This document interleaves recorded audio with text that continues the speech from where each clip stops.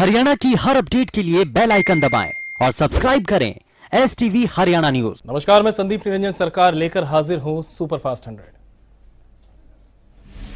Corona virus का महासंकट हर दिन के साथ बढ़ता ही जा रहा है। शुक्रवार को भारत में कोरोना के नए मामलों ने हर रिकॉर्ड को तोड़ दिया।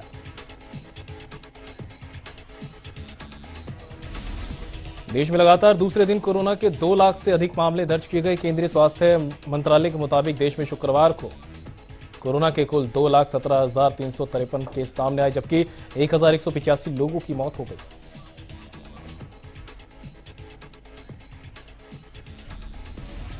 प्रदेश में भी कोरोना लगातार बेकाबू होता जा रहा है। एक दिन में 5,858 नए मामलों की पुष्टि की गई, वहीं 2,743 मरीज इलाज के बाद ठीक हुए।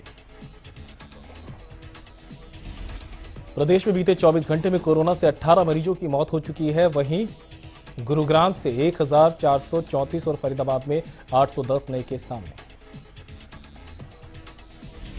सोनीपत में कोरोना के 336 नए केस और जींद में 243 नए मामले सामने आए। इसी के साथ करनाल में 370, पंचकुला में 315 नए केस सामने आए।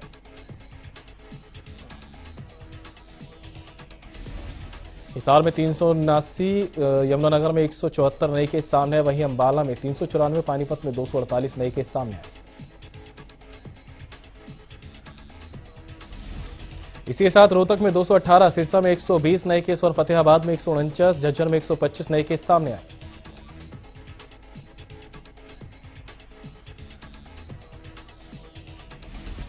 मुख्यमंत्री मनोहर लाल आज शाम 5 बजे जनता से संवाद करेंगे। हरियाणा की बात कार्यक्रम में मुख्यमंत्री मनोहर लाल जनता से सीधा संवाद करेंगे।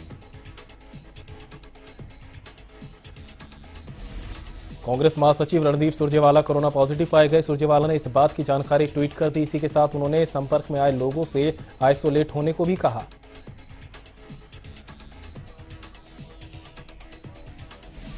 दिल्ली में आज रात 10 बजे से वीकेंड कर्फ्यू लगाया जा रहा है। कर्फ्यू के दौरान मॉल, जिम, स्पा और सभागार बंद रहेंगे। वहीं सिनेमाघर में भी केवल 30% दर्शक ही जा सकेंगे।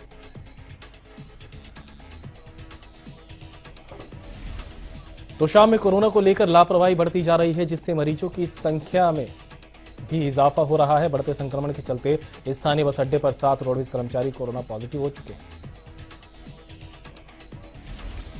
कल शाम तक उनकी संख्या बढ़कर 15 हो गई, जिसके बाद रोडवेज में सफर करना डरावना हो गया। इस संबंध में जानकारी देते हुए सामान्य अस्पताल के मुख्य चिकित्सा अधिकारी ने बताया कि कस्बों में मरीजों की संख्या लगातार बढ़ती जा रही है।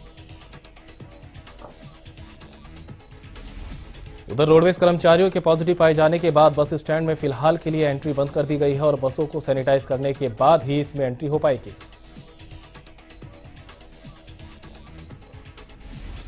कोरोना के बढ़ते मामलों के बीच प्रदेश सरकार की ओर से नाइट कर्फ्यू लगाया गया। इस बीच प्रशासन भी नाइट कर्फ्यू के दौरान एक्शन मोड में नजर आ रहा है। यमुनानगर में नाइट कर्फ्यू के दौरान रेस्टोरेंट, ढाबे और कुछ फास्ट फूड की रेहड़ियां लगी नजर आई। इस दौरान पुलिस ने सभी के खिलाफ कार्रवाई की।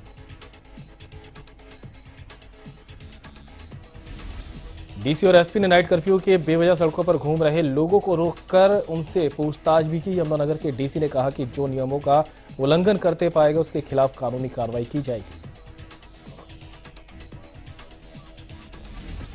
डीसी ने कहा कि नाइट कर्फ्यू के जो निर्देश हैं उसकी पालना करना जरूरी है। जो कोरोना के पॉजिटिव पेशेंट है, अगर वो भी होम आइसोलेशन के दौरान बाहर घूमेंगे तो उनके खिलाफ भी कानूनी कार्रवाई की जाएगी।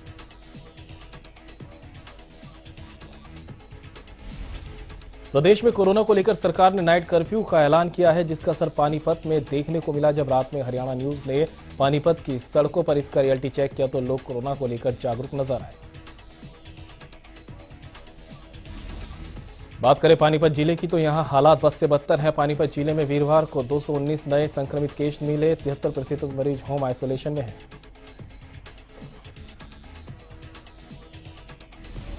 कोरोना के बढ़ते संक्रमण और हरिद्वार कुंभ में हर दिन मिल रहे संक्रमित संतों और श्रद्धालुओं को देखते हुए अब आयोजन की जल्दी खत्म होने की चर्चा ने जोर पकड़ लिया। इसी चर्चा के बीच गुरुवार को निरंजनी अखाड़े ने कुंभ की समाप्ति की घोषणा कर दी है। अखाड़े के सचिव महंत रविंद्रपुरी ने कुंभ की समाप्ति की घोषणा करते हुए कहा कि कोरोना के बढ़ते प्रकोप के चलते अखाड़े ने फैसला किया है कि 17 अप्रैल को कुंभ मेला समाप्त कर दिया जाएगा। अखाड़े के सचिव महंत रविंद्रपुरी ने इस दौरान अन्य अखाड़ों से भी मेला समाप्त करने की अपील की और कहा कि कोरोना संक्रमण को देखते हुए लोगों के हित में मेले का समापन हो जाना चाहिए। चैत्र नवरात्र का आज चौथा दिन है। चौथे दिन भक्त मां कूष्मांडा की पूजा अर्चना कर रहे हैं। मंदिरों में भक्त मां के दर्शन के लिए पहुंच रहे हैं।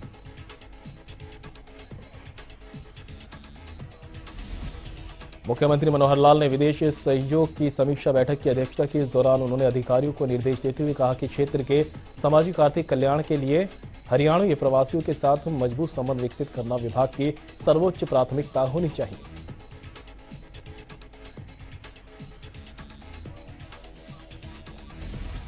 मुख्यमंत्री मनोहर लाल ने अधिकारियों को गो ग्लोबल अप्रोच के माध्यम से हरियाणा को ग्लोबल ब्रांड के रूप में स्थापित करने के लिए दुनिया भर के इच्छुक निवेशकों की पहचान करने के निर्देश दिए हैं।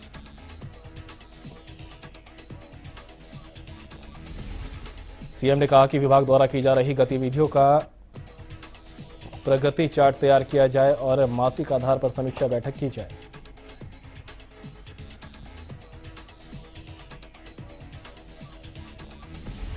उन्होंने निर्यात बढ़ाने की दिशा में देशवार लक्षित गतिविधियां भी तैयार करने के निर्देश दिए। बैठक में मुख्यमंत्री को अवगत कराया गया कि दूतावासों के साथ समन्वय और मजबूत करने के लिए विभाग द्वारा समर्पित प्रयास किए जा रहे हैं। मुख्यमंत्री मनोहर लाल ने चंडीगढ़ में HSIIDC के अधिकारियों की बैठक की अध्यक्षता की। मुख्यमंत्री ने प्रदेश में अधिकृत क्षेत्रों में चल रहे उद्योगों को रेगुलर करने की पॉलिसी बनाकर उसे जल्द से जल्द अमली जामा पहनाने के निर्देश दिए। इस बैठक में उप मुख्यमंत्री दुष्यंत चौटाला भी मौजूद रहे। मुख्यमंत्री ने अधिकारियों को निर्देश दिए कि किसी भी स्तर पर कोई समस्या न आए, इसके लिए नियम कायदे ड्राफ्ट कर काम को आगे बढ़ाएं।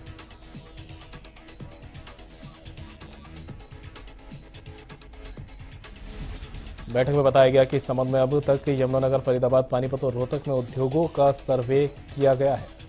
सर्वे रिपोर्ट के अनुसार यमुनानगर में कुल 4,742 उद्योग हैं। इनमें से 1,413 कंफर्मिंग जोन में जबकि 3,329 नॉन कंफर्मिंग जोन में है। इस सर्वे रिपोर्ट के बाद इन उद्योगों का 5% रैंडम सैंपल वेरिफिकेशन संबंधित म्युनिसिपल कमिश्नर को अगले 1 सप्ताह में निपटाने के निर्देश दिए गए।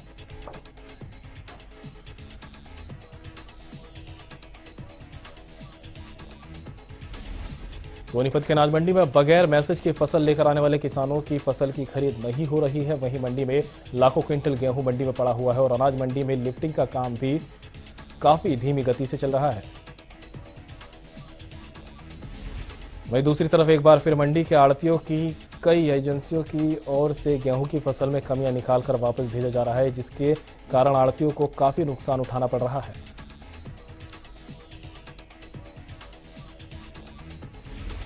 अंबाला में federation of welfare school association की ओर से रोष प्रदर्शन किया गया। स्कूल एसोसिएशन ने ये रोष प्रदर्शन 30 अप्रैल तक स्कूल बंद किए जाने वाले फैसले को लेकर किया है। एसोसिएशन ने स्कूल खोलने को लेकर जिला उपायुक्त के माध्यम से सरकार को ज्ञापन भेजा। इस मामले में जिला उपायुक्त ने कहा कि वो सरकार को जल्द ये ज्ञापन सौंपेंगे।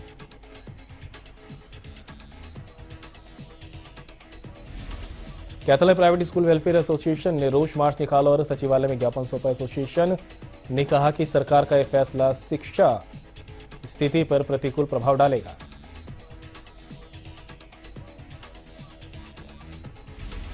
एसोसिएशन ने हरियाणा सरकार से अनुरोध किया है कि जब तक महामारी की स्थिति सामान्य नहीं हो जाती तब तक सरकार को स्कूल के शिक्षक और गैर शिक्षक कर्मचारियों के लिए 3,000 प्रतिमाह देकर उन्हें राहत प्रदान करनी चाहिए। चरखी दादरी में प्राइवेट स्कूल संचालकों ने स्कूल बंद करने के फैसले के खिलाफ प्रदर्शन किया। इस दौरान फैसले के खिलाफ प्रदर्शन करते हुए स्कूल संचालकों ने मुख्यमंत्री के नाम CTM को ज्ञापन सौंपा।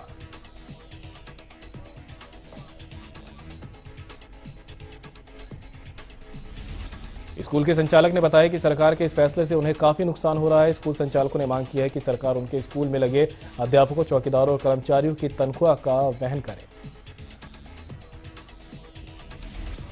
कोरोना की दूसरी लहर अब बेकाबू होने लगी है, जिसके चलते गुरुवार को एक बार फिर स्वास्थ्य मंत्री अनिल विज ने प्रदेश भर के सभी उपायुक्तों, पुलिस कप्तानों और निगम कमिश्नरों के साथ वीडियो कॉन्फ्रेंसिंग कर प्रदेश में और ज्यादा सख्ती करने के आदेश जारी किए। अनिल विज ने बताया कि वो लॉकडाउन नहीं चाहते, वो चाहते हैं कि लोगों की जान बचे और लोगों का कामकाज भी साथ में चलता रहे।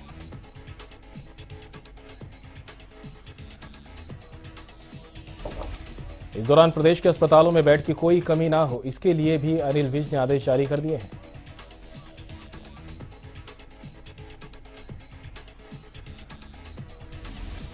अनिल विज ने कहा कि अगर हरियाणा में सरकारी अस्पतालों में बेड कम पड़ते हैं तो एपिडेमिक एक्ट के तहत सरकार निजी अस्पतालों को भी एक्वायर करेगी, जिसके लिए अधिकारियों को आदेश भी जारी किए जा चुके हैं। सीएम मनोहर लाल के साथ हुई कॉन्फ्रेंस बैठक के बाद जानकारी देते हुए उपायुक्त प्रदीप कुमार ने बताया कि कोरोना के बढ़ते मामलों को देखते हुए मुख्यमंत्री और स्वास्थ्य मंत्री ने हिदायतें जारी की है। उपायुक्त ने जिलावासियों से भी अपील की है कि वो मास्क को अपनी दिनचर्या का हिस्सा बनाएं और भीड़भाड़ से बचते हुए सोशल डिस्टेंसिंग की अनुपालना करें।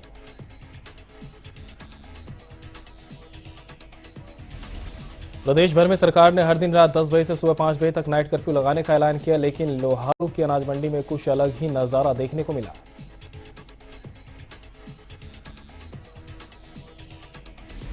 लोहारू की अनाज मंडी में रात को मजदूर काम कर रहे हैं। इतना ही नहीं, किसी ने भी मास्क नहीं लगा रखा था और ना ही सोशल डिस्टेंसिंग का पालन किया गया। साथ ही मजदूर बिना देखे बगैर सफाई के बैग में गेहूं भर रहे थे।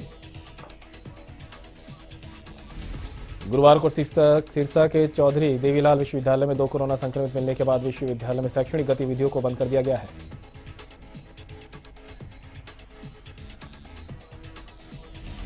विश्वविद्यालय के वाइस चांसलर अजमेर मलिक ने बताया कि विश्वविद्यालय में कोरोना प्रोटोकॉल को अपनाते हुए सैनिटाइजेशन करवा दिया गया। इसके अलावा विश्वविद्यालय के हॉस्टल खाली करवा दिए गए हैं और छात्रों को घर भेज दिया गया। गौरतलब है कि इससे पहले भी विश्वविद्यालय में कोरोना संक्रमित पाए जाने के बाद 3 दिन तक विश्वविद्यालय को बंद करवा दिया गया था। पानीपत में एक गर्भवती महिला की डिलीवरी के बाद बच्चे की रिपोर्ट कोरोना पॉजिटिव पाई गई। दरअसल गर्भवती महिला की कोरोना टेस्ट रिपोर्ट भी पॉजिटिव आई थी। डिलीवरी के कुछ समय पहले मिली पॉजिटिव रिपोर्ट के चलते कई निजी अस्पतालों ने महिला को एडमिट करने से मना कर दिया था, जिसके बाद महिला आयुष्मान भव अस्पताल पहुंची, जहां महिला की डिलीवरी हुई, लेकिन डिलीवरी के बाद बच्चे के कोविड सैंपल की रिपोर्ट भी पॉजिटिव आई है। फिलहाल नवजात को विशेष निगरानी में रखा गया।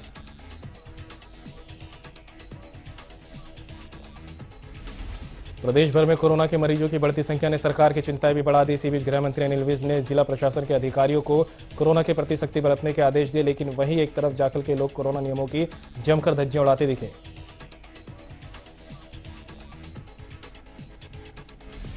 कोरोना से हो रही मौतों को देखते हुए प्रदेश सरकार ने हर शहर में एलपीजी शवदाह सिस्टम लगाने का कार्य शुरू किया। अंबाला के गोविंदपुरी शमशान घाट में लगभग 66 लाख की लागत से लगाए गए हैं ये।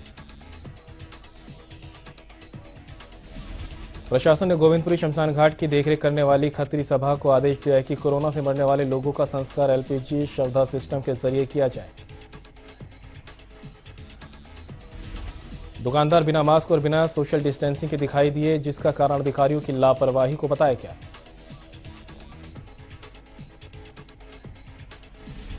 सरकार की ओर से नाइट कर्फ्यू भी लगाया गया है। वहीं कुछ लोग कोरोना को लेकर लापरवाही बरतते नजर आ रहे हैं। ऐसे में जिला प्रशासन ने लोगों को जागरूक करने का अभियान चलाया है। यमुनानगर के बिलासपुर में एसडीएम खुद रोड पर आए और लोगों को जागरूक किया और मास्क के बिना सड़कों पर निकल रहे लोगों को मास्क वितरित किए। कृषि कानूनों के खिलाफ किसानों का आंदोलन 142वें दिन भी लगातार जारी है। कृषि कानूनों को रद्द करने की मांग को लेकर किसान बॉर्डर पर डटे हुए हैं। टीकरी बॉर्डर पर सफाई और पीने के पानी की व्यवस्था नहीं होने से किसानों में रोष है। बता दें कि 1 महीने से टीकरी बॉर्डर पर सफाई कर्मचारी नहीं पहुंच रहे हैं।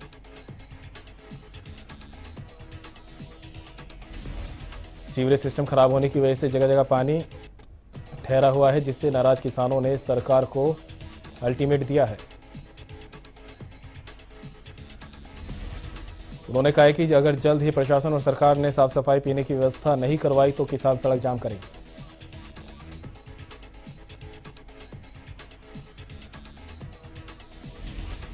टोहाना के टाउन पार्क के बाहर लगी शहीद मदन लाल ढींगरा और ज्योतिबा फुले की स्टैच्यू का अनावरण कार्यक्रम में पहुंचे बीजेपी पार्षदों का किसान नेताओं ने विरोध किया। किसान नेताओं ने पार्षदों पर दिल्ली में शहीद हुए किसानों की शहादत पर 2 मिनट का मौन रखने का आरोप लगाया और उनके खिलाफ नारेबाजी की और एक रेहड़ी चालक के स्टैच्यू का अनावरण करवा दिया। सोनीपत के केएमपी और केजीपी टोल पर किसानों ने फिर से पहुंचकर टोल को फ्री करने को कहा।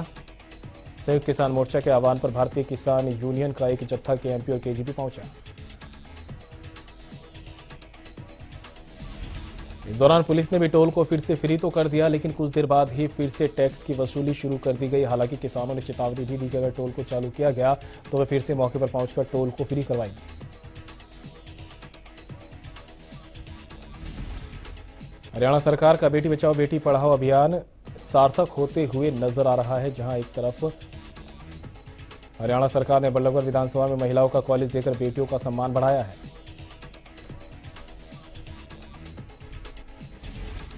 बल्लभगढ़ के सेक्टर 3 में राजकीय कन्या सीनियर सेकेंडरी स्कूल की भव्य इमारत लड़कियों की शिक्षा के लिए जनता को समर्पित की गई।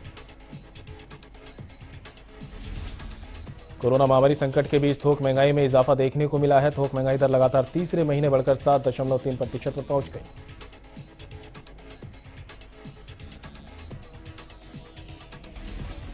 फरवरी में थोक महंगाई की दर 4.17% पर पहुंच गई थी। दरअसल थोक महंगाई का इतना उच्च स्तर सबसे पहले अक्टूबर 2012 में था, जब मुद्रास्फीति 7.4% थी। नारनौल में देर रात कुछ बदमाशों ने होटल मालिक के साथ मारपीट की। दरअसल देर रात 3 बजे रेवाड़ी रोड पर मौजूद सोनी होटल में 2 बदमाश आए और उन्होंने खाना बनाने के लिए कहा। होटल मालिक की ओर से मना किए जाने के बाद बदमाशों ने होटल मालिक के साथ मारपीट की। कुछ देर बाद बदमाश ने अपने साथियों को बुलाकर तोड़फोड़ भी की। आरोपियों ने होटल मालिक से पुलिस को दी गई शिकायत को भी वापस नहीं लेने पर जान से मारने की धमकी दी।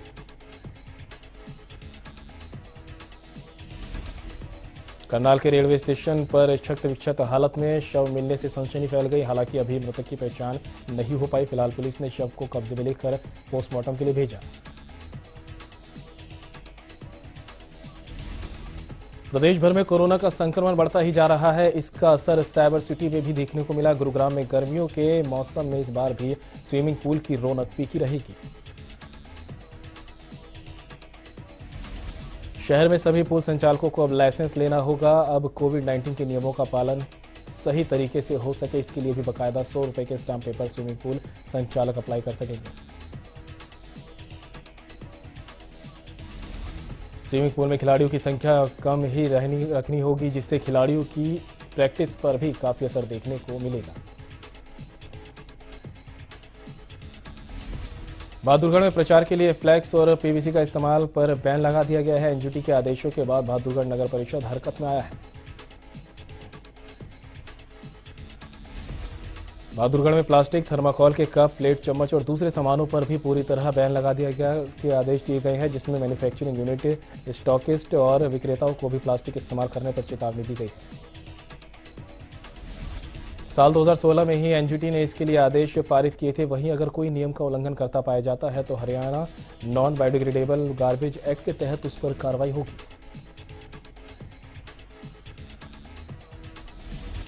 सोनीपत से मुर्तल अड्डा स्कूल में ग्लोब्स कंपनी के तहत ट्रेनिंग कर्मचारी पहुंचे, जहां पर सरकारी स्कूल में अलग अलग विद्यालय के प्रतिनिधि और टीचर ट्रेनिंग लेने के लिए शामिल हुए हैं। सोनीपत के स्कूलों में स्मार्ट क्लास के लिए प्रावधान किया जा रहा है और उसी के तहत ट्रेनिंग दी जा रही है, ताकि कम समय में आधुनिक तकनीकी के साथ डिजिटल क्लास के माध्यम से बेहतरीन पढ़ाई हो सके। पूरे प्रदेश भर में 165 स्कूल इस प्रोजेक्ट के तहत शामिल किए गए हैं और जहां अलग अलग जिलों में अलग अलग स्कूल के माध्यम से टीचरों को एकत्रित कर ट्रेनिंग देने का प्रावधान किया जा रहा है। गेहूं की कटाई जोरों शोरों से चल रही है। ऐसे में आगजनी की घटनाओं से निपटने के लिए जिला दमकल विभाग जूझता हुआ नजर आ रहा है। हालांकि सीजन को देखते हुए फायर स्टाफ की छुट्टियां कैंसिल कर दी गई। कैथल में 5 अप्रैल को राजौंद के बैंक से पैसे निकलवाकर जा रहे किसान से 6 लाख की लूटपाट करने वाले 3 आरोपियों को सीआईए पुलिस की टीम ने गिरफ्तार कर लिया। वहीं CIA-1 की टीम के DSP सुनील कुमार ने खुलासा करते हुए कहा कि पकड़े गए आरोपियों को उधार के पैसे लौटाने थे, इसलिए उन्होंने इस वारदात को अंजाम दिया। फतेहाबाद के गांव ढिंगसरा के पास एक बाइक और कार के बीच जबरदस्त भिड़ंत हो गई। हादसे में 1 साल के मासूम की जान ले ली। हादसे के बाद कार चालक मौके से फरार हो गया। अम्बाला में भी रफ्तार का कहर देखने को मिला, जहां ट्रॉली और स्कूल वैन में टक्कर हो गई। हादसे में वैन ड्राइवर की मौत हो गई, जबकि 2 टीचर बुरी तरह घायल हो गए। सोनीपत कुंडली बॉर्डर पर चल रहे किसान आंदोलन में उस समय सनसनी फैल गई जब रसोई ढाबे के पास बनी 4 झोपड़ियों में आग लग गई।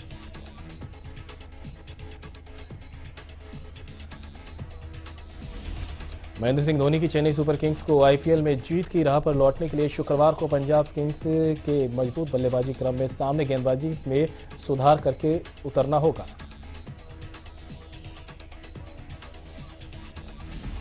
चेन्नई को पहले मैच में दिल्ली कैपिटल्स ने 7 विकेट से हराया, जबकि पंजाब किंग्स ने राजस्थान रॉयल्स को 4 रन से मात दी।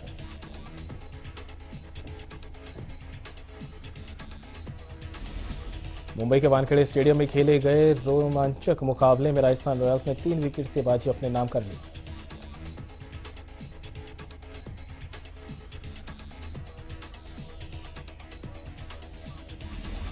जयदेव उनादकट की शानदार गेंदबाजी के बाद डेविड मिलर के अर्धशतक और क्रिस मॉरिस की तूफानी बल्लेबाजी के दम पर राजस्थान ने 2 गेंद शेष रहते 148 रन का लक्ष्य हासिल किया।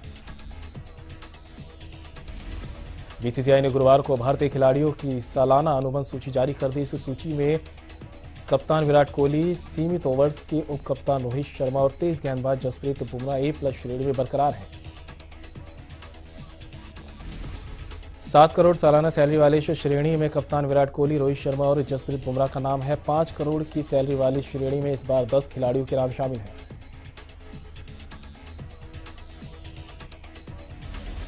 छोटे पर्दे पर एक बार फिर से रामायण प्रसारित होगी। रामानंद सागर के रामायण में सीता का किरदार निभाने वाली दीपिका चकलखिया ने सोशल मीडिया पर दर्शकों के लिए खुशखबरी शेयर की है।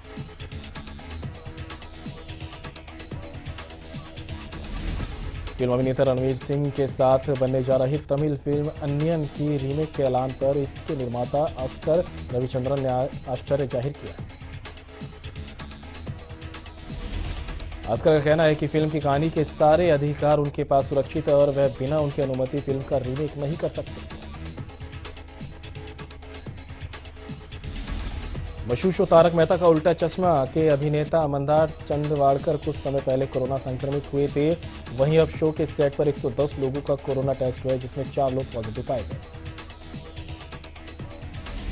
इस मामले को लेकर निर्माता अंशित मोदी ने शूटिंग बंद होने पर बाहर जाकर शूट करने और सेट पर 4 लोगों के कोरोना पॉजिटिव होने पर बात की।